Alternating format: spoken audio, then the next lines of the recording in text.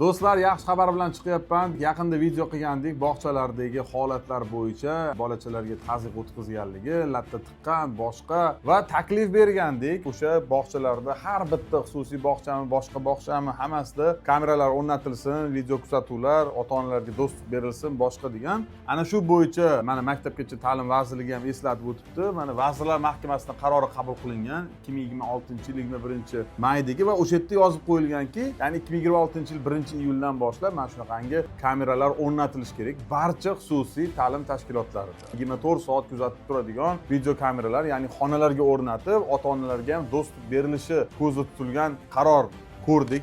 Endilikda agar bog'chalar o'rnatmasa kamerani, bu o'sha litsenzion talab. U bog'chalar yopiladi demak, ularning litsenziyalari atmen bo'ladi.